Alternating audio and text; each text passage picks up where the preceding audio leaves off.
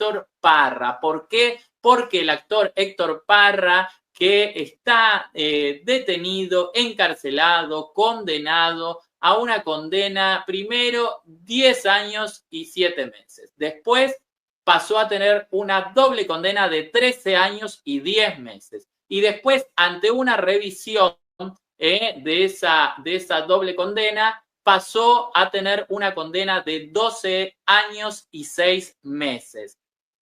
Él hace ya largo tiempo que está detenido, lo detuvieron mucho tiempo antes de saber si era culpable o no, mucho tiempo antes de que se comience el juicio, o sea que él ya viene de alguna manera pagando esa condena por adelantado, que ahora obviamente se la van a tener que computar, ya son años que se descuentan de esos 12 años y 6 meses. ¿Qué tanto te guardaste?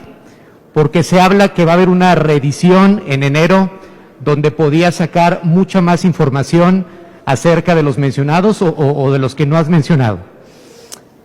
A ver, tu pregunta es interesante porque me ayuda a aclarar que yo no estaba buscando encontrar nombres del mundo del espectáculo. Cuando uno, no sé, tú sabes estos marcos teóricos, conceptuales de las investigaciones, y todo parte de una hipótesis.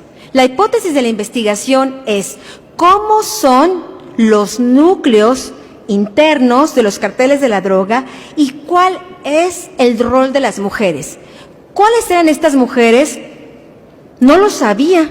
Yo, por supuesto, ya había entrevistado a Emma Coronel, que era mi protagonista, y esa la tenía perfectamente clara, pues porque la tenía identificada, la conocí directamente. Está, por ejemplo, Diana Espinosa Aguilar, que también es otra de las mujeres, es la esposa de Rafael Caro Quintero y es una mujer que yo ya había entrevistado, pero todo lo demás era en la búsqueda de ¿y qué hay ahí?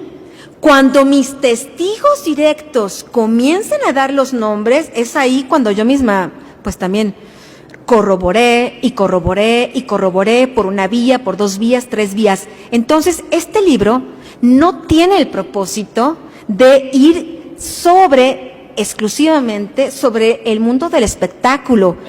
Él fue detenido de forma dudosa en la puerta de su domicilio en junio de 2021 tras la denuncia de una de sus hijas que había tenido él había cometido actos impropios sobre su hija menor de edad. La hija le cuenta a la madre lo que había sucedido. La madre no sabemos qué actitud tomó, qué se le cruzó por la cabeza o qué, pero no se le pasó por la cabeza salir corriendo a denunciar a esta persona que había hecho o que estaba haciendo lo que estaba haciendo con su hija y esperó a que la hija fuese mayor de edad y fue la hija misma quien denunció. Esta denuncia fue llevada obviamente a la justicia dictaminó un juez, después en otra instancia dictaminó otro juez, todos coinciden en que este señor es culpable y la condena ahí está.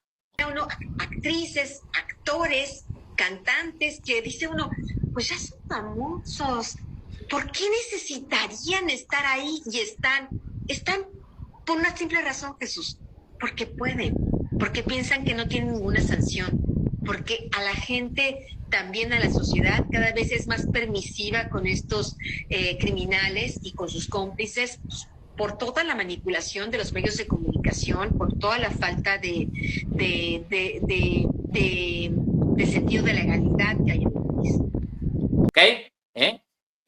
Lo cierto es que hace unos días hubo un llamado telefónico que le hizo a su hija, Daniela Parra, en un en vivo desde la cárcel, donde hubo algo de todo lo que dijo Héctor Parra que encendió las alertas y fue por primera vez haber externado que tenía miedo. 2 de los abogados que asesoran al narcotraficante Ismael El Mayo Zambada para evadir la justicia de Estados Unidos y que se ha repatriado con la ayuda del gobierno de México, Juan Pablo Penilla Rodríguez y Juan Manuel Delgado, junto con Sergio Ramírez Muñoz, han estado asociados en un despacho legal llamado RP&D Abogados, que durante los últimos 6 años estableció una estrecha relación con la cúpula del partido Morena, incluyendo Andrés Manuel López Obrador y la actual presidenta de México, Claudia Sheinbaum, así como los actuales principales funcionarios del gobierno federal.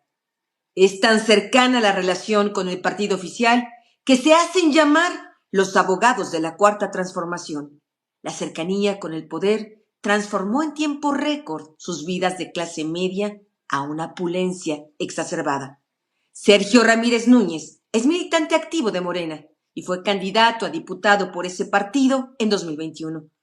Información exclusiva de Narcosistema revela que al menos 2 de esos abogados tienen investigaciones en Estados Unidos y en México por la presunta comisión de diversos delitos como homicidios, vínculos con la delincuencia organizada, pagos de sobornos y lavado de dinero. Que si algo a él, estando dentro de la cárcel o fuera de la cárcel o alguno de sus familiares le llegara a pasar, él hacía responsable a determinadas personas, que son personas que están en torno o alrededor de este caso. Lo cierto es que esto dejó muy preocupada a la gente que cree en Héctor Parra, que cree en su inocencia, que cree en que en realidad él no hizo nada, en que cree en que los jueces por ahí se equivocaron, que las pruebas quizás no fueron suficientes. Vaya a saber qué es lo que piensa la gente para decir que en realidad Héctor Parra es inocente. Pero si uno hace una encuesta por la calle, y la hemos hecho, de 10 personas, aproximadamente 8 o 9, por no decir las 10 en algunos casos, dice que para ellos Héctor Parra es inocente. Pero uno pregunta, ¿pero sabes cómo fue la situación? ¿Sabes que tiene una doble condena? Sí, pero también vimos cosas en el proceso como público, dice, que no nos quedó muy en claro. Situaciones dudosas que dan que pensar. La gente, el pueblo, el público, los seguidores de Héctor Parra, gente que ni siquiera es seguidora de Héctor Parra, gente que ni siquiera conoce a Héctor Parra, gente que ni siquiera veía la actuación de Héctor Parra, cuando se empezó a enterar de este caso porque se hizo mediático y ya es de interés nacional casi, empezó a prestar atención en cómo iba avanzando, en lo que iban escuchando de un lado, del otro, del otro, del otro, del otro, y la gente descree que él sea culpable. Es la opinión de la gente, no es la opinión de la justicia. ¿Ok? Vamos a ver qué era lo que decía Héctor Parra en el llamado telefónico a su hija, Daniela Parra, que también estaba obviamente también... tener a mi lado a una estrella con esa luz, con ese amor, con ese corazón que es mi hija, apoyada por otro corazonzote que es Diego, su familia. Esos fueron mis anclas, mis bastones para lograr cruzar ese primer puente ruinoso. Pero sí, yo también ahora sí lo creo, lo siento, lo percibo, que ya está muy pronta la salida, la justicia, que yo creo que ahora sí vamos a cruzar por la puerta correcta, con las personas correctas, y van a hacer su trabajo correcto, porque pues yo reitero lo que dije desde el día 1, el minuto 1, jamás en mi vida podría yo hacer una cosa tan baja, tan ruin, tan puerca como lo que sabemos que está pasando, ¿no? También, de verdad que para nosotros es también un motor escucharte a ti bien, escucharte simpático, escucharte hacer chistes, verte bien, verte fuerte. También eres es un ejemplo, Héctor. Sí, la verdad que sí. Que querías decir algo porque alguien salió a decir que tenía mucho miedo. Entonces, lo que querías decir, te escuchamos. Ya, pues mira, justamente eso, que de repente se ha escuchado por ahí de que tienen mucho miedo de que yo salga. Y la realidad, y lo dijo con el corazón en la mano, si alguien tiene miedo de salir, soy yo, porque ya está comprobado la calidad nuestra calidad humana que no existe en algunas personas. Entonces el que debe tener miedo de salir soy yo, porque ya vimos los alcances que pueden tener algunas almas oscuras, algunas almas insatisfechas. Entonces no es que me tengan miedo a mí, cualquier cosa que le pase a mi gente o a mí, hago responsable a todas estas personas involucradas en este asunto tan bajo y tan ruin. Yo lo digo, yo lo voy a decir. Cualquier cosa que le pase a mi papá o nos pase a nosotros o a cualquier nuestra gente, hacemos responsable a Sergio Mayer, a Jimmy Hoffman, a Paulina Garriga y a Olivia Rubio. Bueno, de esta manera, entre padre e hija comunicaban su sentir, comunicaban lo que ellos de alguna manera están percibiendo o tienen la sensación que les puede llegar a suceder, y en el caso que les llegara a suceder, señalan al menos a 4 personas. Con nombre y apellido señalan a 4 personas. Lo cierto es que nadie estuvo ahí para saber si Héctor Parra fue culpable, hizo lo que dicen que hizo o no lo hizo. Nadie estuvo ahí. Con lo cual, es realmente aventurarse a decir es inocente o porque nadie estuvo ahí. Y porque yo considero que hay que tener respeto por una persona que se declaró víctima y que la justicia dice que fue víctima. Pero más allá de eso, sí hubo situaciones a lo largo del proceso que daría la sensación que no estuvieron dentro del debido proceso, partiendo de la base de cómo lo detuvieron, partiendo de la base de cómo los tiempos se pasaban y de todas maneras se aceptaban los escritos. Hay tiempos judiciales que hay que respetar, y muchas veces cuando no se respetan, ya perdés la oportunidad de poner el escrito, de presentar quizás una prueba o algo. Aquí ha pasado de todo en el proceso, ha pasado de absolutamente todo. Lo que pasa es que Vale y mi hija hace años trabajaron juntas, había cierta conocimiento, empatía. Ricardo fue parte de Solo para Mujeres en la última etapa, y hubo algunos compañeros que me buscaron para que lo apoyara a él.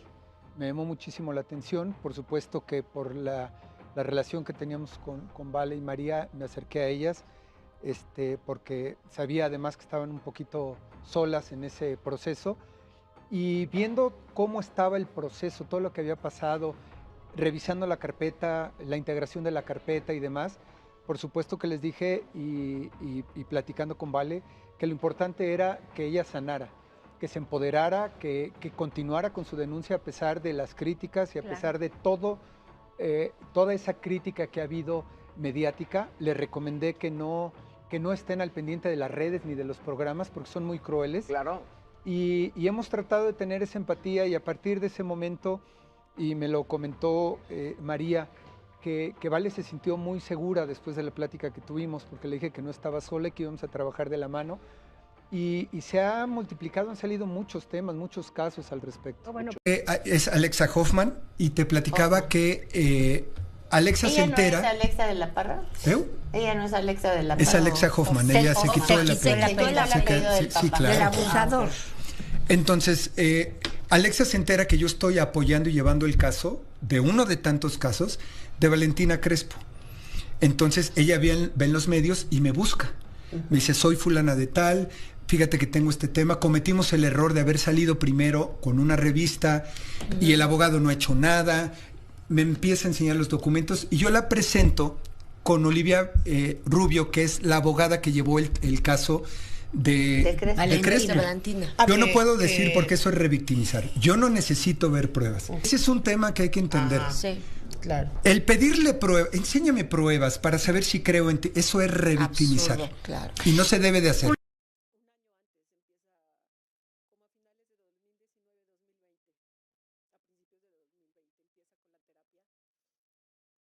Que hubo algo que a mí me llamó la atención, que era una abogada que tiene muy buen nivel de oratoria, creo que es muy inteligente, creo que defiende a sus clientes, pero había cosas en toda la investigación que como que no cerraban.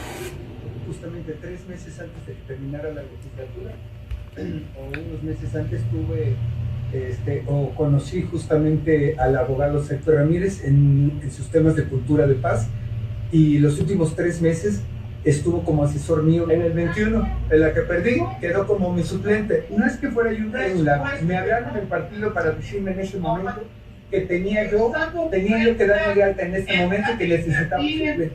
Y quien había hecho un trabajo extraordinario en su momento era él, y lo tenía cerca como abogado, como el tema de la cultura de paz. Sí, tengo que pensar como no. Oye, diputado, ¿algún problema? Me acaban de entregar este contrato en donde el abogado Sergio Ramírez, el socio de Penilla, firmó un contrato de prestación de servicios en la legislatura pasada con esta Cámara de Diputados de mayoría morenista.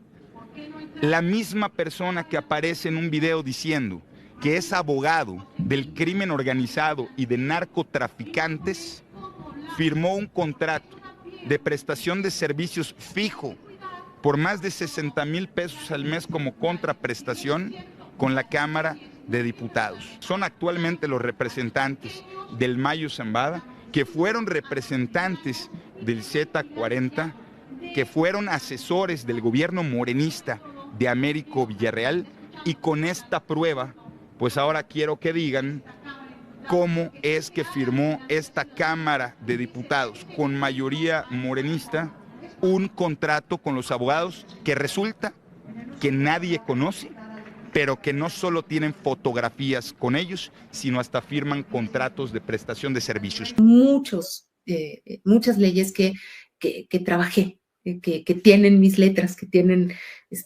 mis horas ahí, y estoy muy orgullosa de eso.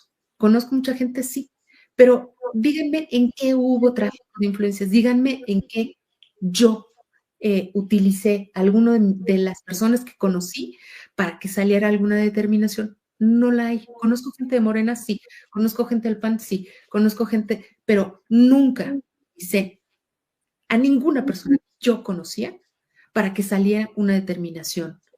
Jamás en este caso. Aquí me parece importante aclarar, porque esto Poncho y yo lo hablamos mucho, lo explicamos, pero al parecer no quedó claro. ¿Por qué se emitió una orden de silencio a algunos youtubers? Ok. Quiero aclarar una cosita antes respecto de lo anterior. A ver, en algún momento algún comunicador dijo que mi ex socio, Sergio Ramírez, había quedado como diputado, como sustituto de Mayer. Es completa y absolutamente mentira. Y si yo estoy mintiendo,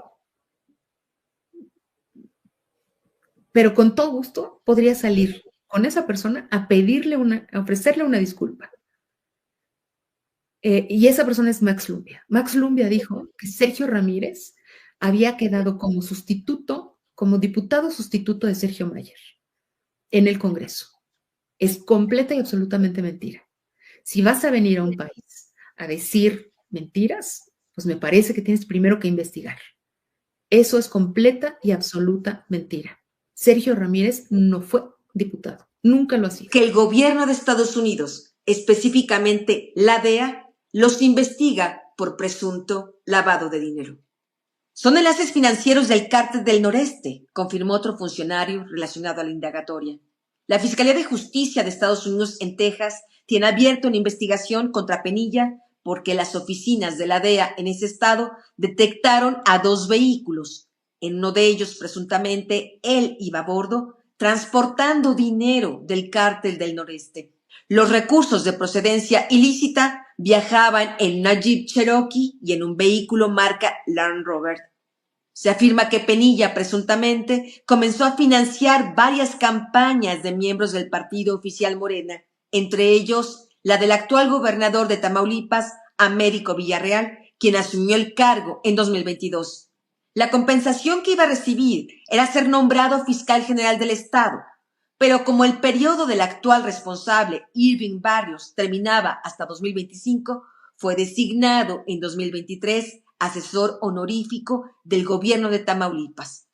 El nombramiento fue firmado por el propio gobernador Américo Villarreal. Nosotros no tenemos ningún temor, no tenemos ninguna incertidumbre de manifestar que somos abogados del crimen organizado en el país. ¿Defendemos narcotraficantes? Sí. ¿Defendemos crimen organizado? Sí. No defendemos secuestradores, no defendemos extorsionadores. El día de hoy estamos focalizados a la visión de lo que el presidente ha venido planteando, de lo que debe de ser un nuevo sistema de justicia. Seguramente la gente de Morena, como viene sacando información, va a seguir sacando información. Porque esto no es un problema de los periodistas. Esto no es un problema de Anabel Hernández. Esta información la vienen sacando hace tiempo la misma gente de Morena.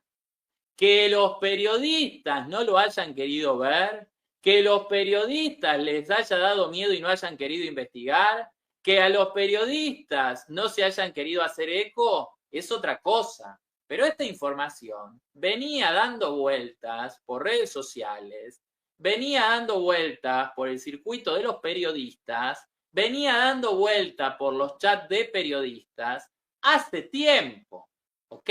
Hace tiempo.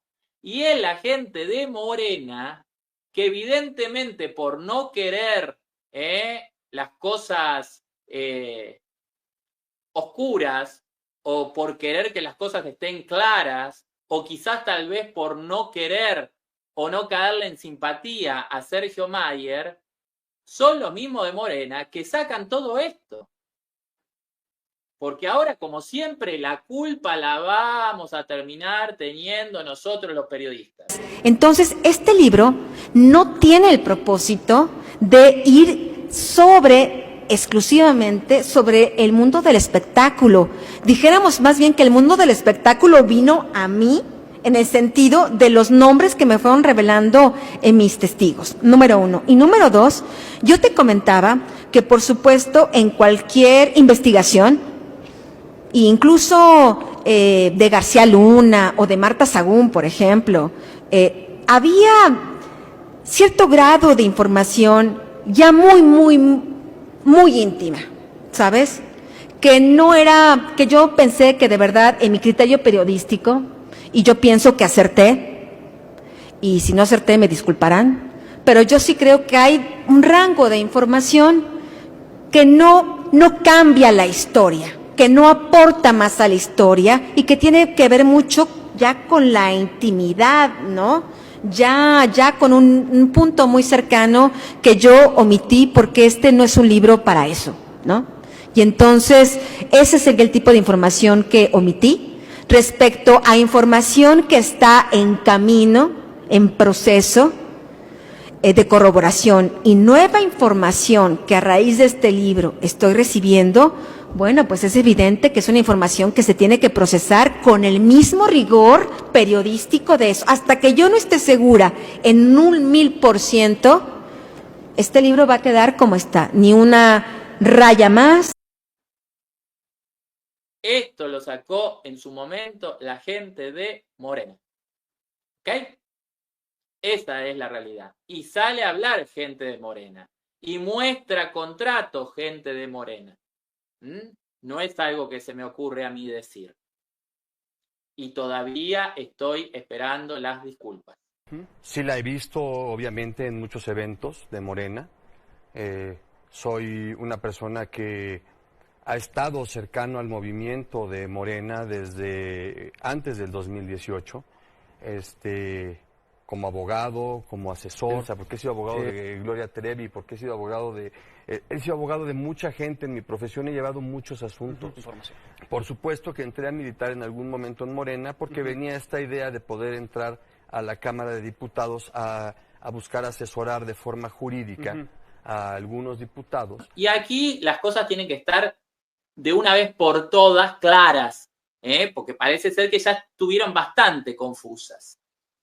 Entonces, yo, con todo el cariño, con toda la sinceridad, estoy abierto a que el día que la licenciada Olivia Rubio pida disculpas, o sea, me pida disculpas a mí, por lo que dijo, y porque dijo que si se llegaba a comprobar que ella estaba equivocada, me iba a pedir disculpas públicas, como corresponde, porque el señalamiento y la acusación ella la hizo pública sobre un periodista, además internacional, donde eso me genera un perjuicio a nivel internacional. Entonces, me gustaría que ese día, quizás si puede, ella explique por qué en el expediente de Héctor Parra, en el año 2023, en la carpeta de Héctor Parra, en el proceso de Héctor Parra, donde ella defendió a la víctima, ella firmaba como maestra cuando según mi información, cuando según mis registros, ella todavía no era maestra, no estaba matriculada como maestra. Entonces, a mí me gustaría que la licenciada Olivia Rubio nos explique a todos, no a mí, yo soy uno más, a todos, por qué ella firmaba como maestra Olivia Rubio cuando, vuelvo a repetir, según mi información, que quizás está equivocada mi información, y ahí voy a ser yo el que va a decir, disculpe, licenciada, estaba equivocada mi información, ella firmaba como maestra, firmaba los comunicados que salían de su bufete de abogados, de su estudio, desde el año 2022, firmó en un expediente en la justicia como maestra, cuando entiendo que todavía no lo era. En las fichas sobre ellos, a las que tuve acceso, se señalan a familiares de ambos como parte de la red de movimientos de recursos financieros, una serie de domicilios que están bajo investigación, cuentas bancarias y empresas. En el sexenio de López Obrador, el abogado Sergio Ramírez se hacía llamar el pacificador de México. Creó un proyecto llamado Modelo de Justicia y Paz para México.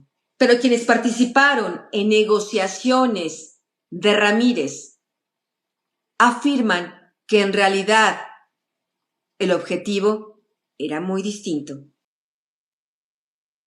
Entonces, tenemos obviamente las pruebas, tenemos muchas pruebas de muchas cosas. Y la verdad que a mí me traten de mentiroso es un insulto, porque esa no es una característica en mí.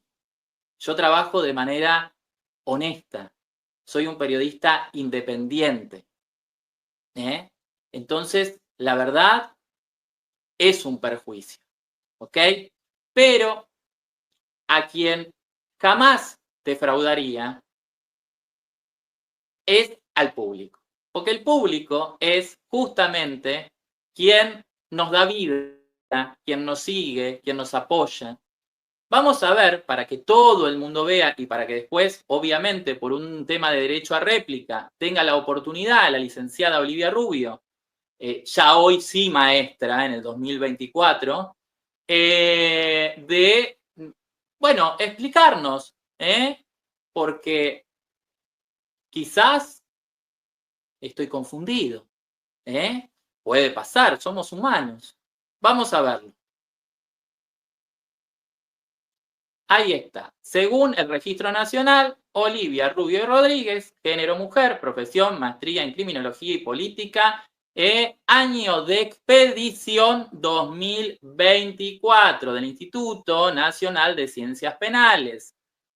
Ahí está, año 2024. Ahora, eso es un escrito de la carpeta judicial del señor Héctor Parra y es año 2023. 4 de julio aparentemente, o julio del 2023, 11:11, 11:11 de la mañana.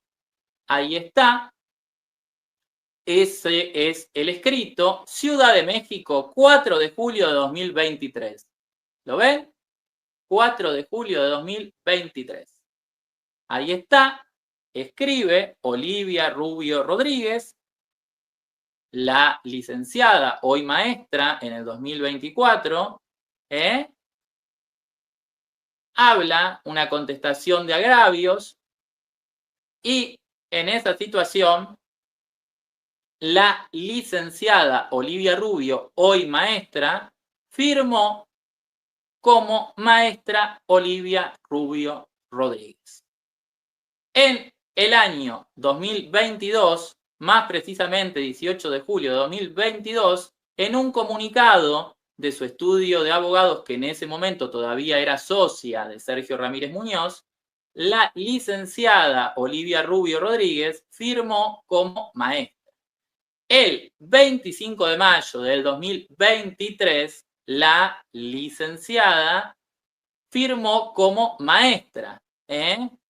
Y ahí hay, supuestamente, del Instituto Nacional, que esa categoría otorga en el año 2022, Ciudad de México, 8 de julio de 2022, supuestamente ella habría terminado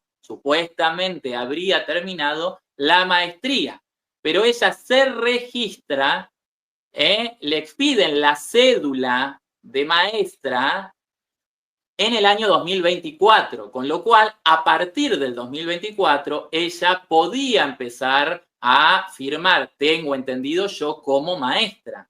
Pero ella empieza a firmar como maestra sus comunicados desde el 2022, desde principios de 2022. Y si nos vamos un poco más atrás, quizás hasta un poco más atrás, quizás tal vez algún año anterior ya firmaba como maestra, vaya uno a saber. Lo cierto es lo que les estamos mostrando, que está ahí, que en ese comunicado, año 2022, ella ya firmaba. Ahora, hay una situación muy compleja, porque ya no estamos hablando de un comunicado que sale de su bufete de abogados, que ya eso no debería haber sucedido si ella todavía no era maestra.